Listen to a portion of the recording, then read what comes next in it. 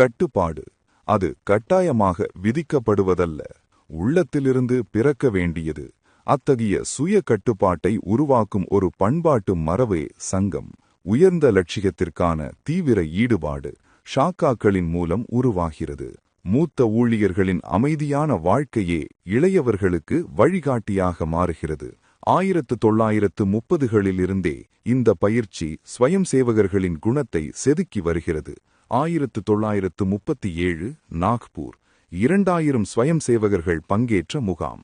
பழத்தோட்ட உரிமையாளர் திலாவர் கானின் கவலை, ஆரஞ்சு பழங்கள் என்ன ஆகுமோ? ஆனால் ஒரு பழம் கூட தொடப்படவில்லை. அதிர்ச்சியடைந்த அவர் கூடை கூடையாக பழங்களை பரிசாக அளித்தார். அது கட்டுப்பாட்டின் மௌனச் சாட்சி. 1948 காந்திஜி கொலைக்கு பின் வெறுப்பும் வன்முறையும் தூண்டப்பட்ட காலம்.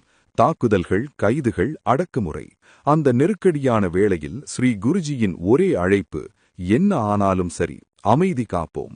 நாக்பூரில் அவரது வீடு சூழப்பட்டது. பாதுகாக்க தயாரான ஸ்வயம் சேவகர்களிடம் ஸ்ரீ குருஜி கூறினார், நாம் யாருக்காக உழைக்கிறோமோ அதே சகோதரர்கள் எதிராக வந்தாலும் நாம் கையை உயர்த்த மாட்டோம். 70,000க்கும் மேற்பட்ட கைதுகள், ஆனால் வன்முறை இல்லை. இன்றும் 10,000கள் கூடும் நிகழ்ச்சிகளில் அந்த சுய கட்டுப்பாடு கண்கூடாக தெரிகிறது. இது பயிற்சி மட்டுமல்ல, இது பண்பாடு. இதுவே சுயமாக கட்டுப்பாடு ஏற்க தூண்டும் சக்தி.